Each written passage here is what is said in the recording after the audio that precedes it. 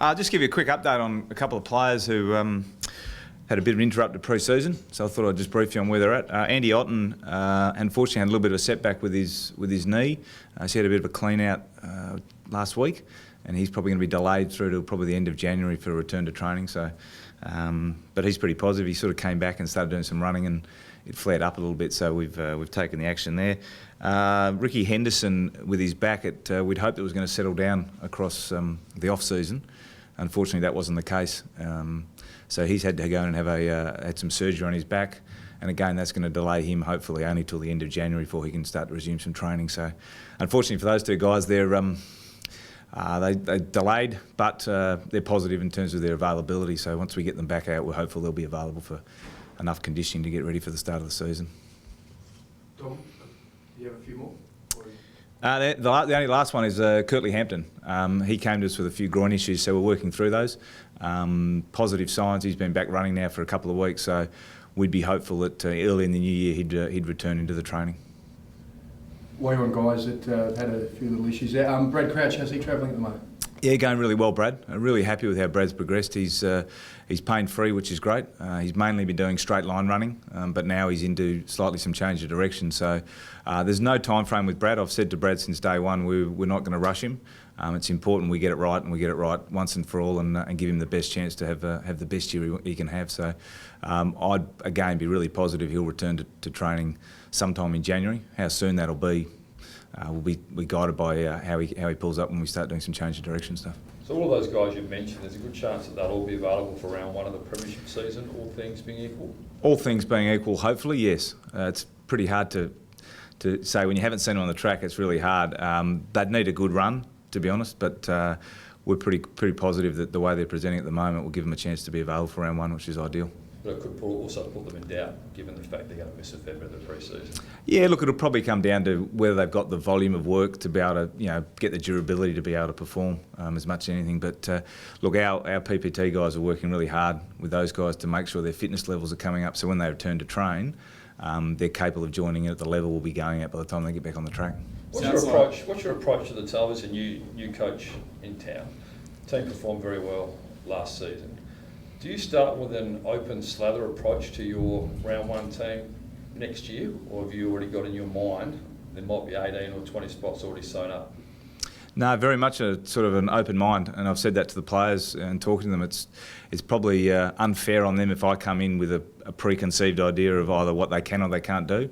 The way we'll play will be probably slightly different to how we played last year, and the roles might be different. So, we're starting to see, I'm already seeing in 2 or 3 weeks of training, some guys who are showing some really good signs in terms of being able to play maybe the style we want to play and fit into the team that way. But look, it's a cliche, but the reality is the side almost picks itself in terms of the guys who work hard. They get out on the track and they comply to what we're after. So, no, I'm not coming in with any preconceived ideas. It sounds like Brett Burton's got his hands full early. How's it going working with him and seeing how he's progressing with all those guys? Yeah, Brett's been fantastic to work with. He comes with a wealth of experience and knowledge from obviously a different system, and he spent some time here. I coached him back in the day actually, so we've got a good relationship, and he's working really well in terms of just addressing the things that we need to be professional on in terms of our standards of what we want. But our numbers on the track have been good. We've had 37 out there this morning, which is fantastic. So that means we're able to get some really good spread in terms of our education and the way we're drilling things as well. Don, you're not going to give the game plan away, but what's a style that we could maybe describe what will be a little bit different that you talked about? From a style viewpoint, look, game plans is a great mystique, isn't it? Everyone's fascinated with game plans. We're going to play a well-rounded game. I mean, the reality is these days you've got to be good in all the facets. Pre-Christmas, we primarily focused on on some of our ball movement and trying to improve our ball movement and our ability to take the ball, into the forward 50 and not break it down somewhere along the way through. So we've been focused on that. And this week we've introduced a bit about our team defence, and we've started to play around with some of the principles about that, so introduced the players to that. And it really comes down to how good you do those things. And that's really what we're drilling into, is how good can we be in terms of those areas of the game. Also, being a new coach, building relationships, Tex talked a bit about it yesterday. Is that sort of something that you wanted to make sure you did early so that you could, I guess, speak honestly with players? Yeah, very much so. I mean, it's important. You come to a new footy club, and it's not only the players, it's the coaching staff, it's the staff in general. So it's been a big 8 weeks for me since I took the role to get to know the guys. And look, the reality is you don't build relationships in 8 weeks. It takes time. But I've tried to be really open with the guys, trying to get to know who they are, what their backgrounds are. All those sorts of details are important because you're coaching the player, and the player's a person. So to really know what they're capable of doing, what they want to achieve, you need to know who they are. So I've tried to spend some time and getting to know the player group. From what you know so far, would Taylor Walker be the captain of the Adelaide Football Club next year? Yeah, I think that you can expect that to be the case, yeah.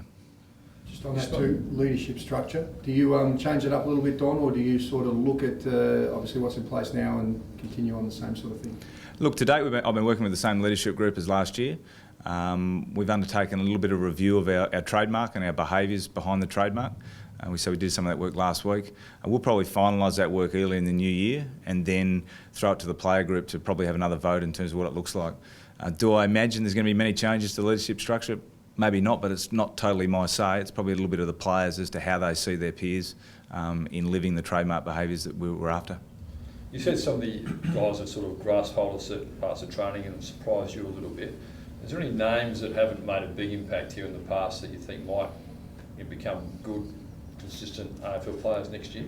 Well, I'm hopeful there's a few there, to be honest, Andrew. But look, my philosophy is I don't want to individualise guys out. There's some guys who've made some progress, which is great, but we're about continual improvement for everyone. And reality is, whether you're Scott Thompson or you're Wayne Miller, or we've just drafted, we need everyone to improve for us to make genuine strides up the ladder. And so, we've seen some improvement in areas, which is great, and they're getting that feedback. It's important that the players see that they're improving. It's important they feel like they're getting better, because that's a real driver for them to want to keep striving to get even better. That new group of players, Miller obviously, and Hampton and Seedsman, Menzel, Gore, are they a real chance to play a lot of footy for you guys next year? I would hope so. I mean, I think I'm on the record, so I don't put a cap on not playing first year players. If they're good enough and they can get the training done and they've earned their spot, then they'll play. So there's no cap on it for me, and I'd hope they'd be up there, if not playing, certainly putting serious pressure on to play. And Troy Menzel's a big ticket item, obviously a top 15 draft pick, highly talented, didn't quite involve with the player we thought he might be at Carlton. Yep. How have you seen his form so far, and what are your plans for him next year and in the role he may play? Well, yeah, Troy came to us with 3 years at Carlton, hadn't really done much of a pre-season in the 3 years, and he came and probably needed an understanding of what sort of our level was. So we're working with him at the moment to give him some exposure in that area to elevate. Probably his fitness is the main area we're working on with him. Terrific talent. And we want to now put that real hard work with that talent to be the player that he wants to be. And he's embraced that, he's on board with it, and he's really looking forward to the work that he needs to do to become a really good player at this footy club. Is he going okay with the fitness stuff? Yep, he's building as we go. But as I said, he's a young guy who never really had a go at Carlton in terms of pre-season, so he comes with a lower base than some of the other guys. So he's got a bit of work to do there, but that's the challenge of AFL footy. Everyone's got something they're working on, and in that case, that's Troy's his fitness area. So a big upside for him if he can actually get a full pre-season under his belt? No question. And to date he hasn't missed a session yet. So he's making really good strides in that area, which is making us happy, which is good.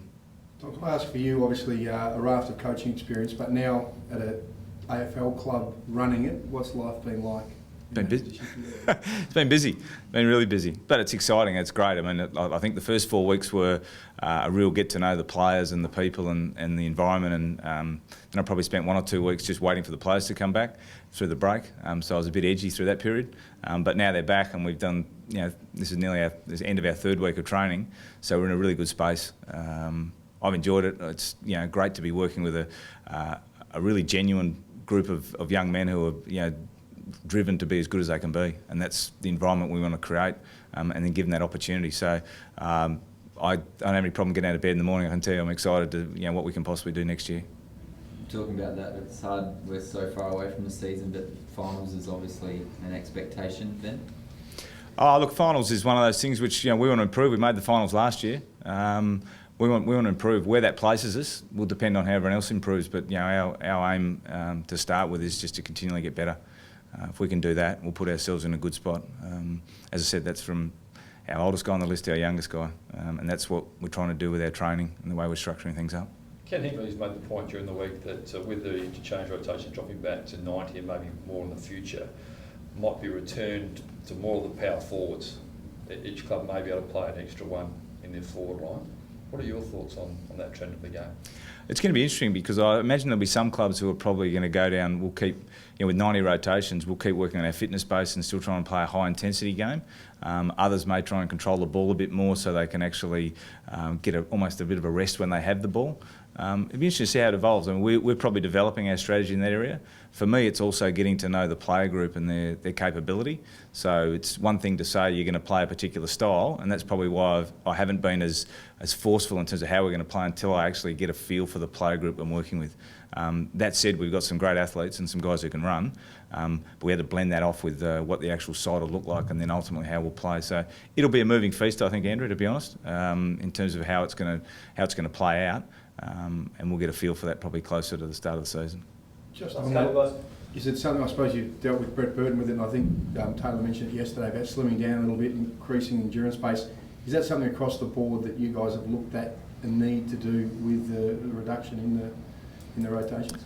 I think probably the both ends of the ground is going to be where the guys like, whether it's Tex, Josh Jenkins, or at the other end, Daniel Talia, Cole Hartigan, these guys, there's going to be some guys who are going to spend more minutes on the ground. You'd suggest it's likely to be at both ends, although then you get the change of that is that then your ability to make the ground big and small at the same time changes as well. So, as I said, you're going to have to work on what it looks like for our list, and I think every list will be different in terms of how they're going to use their 90. It's probably a bit early for me to say how we'll use our 90, but there will have to be a strategy in there at some point.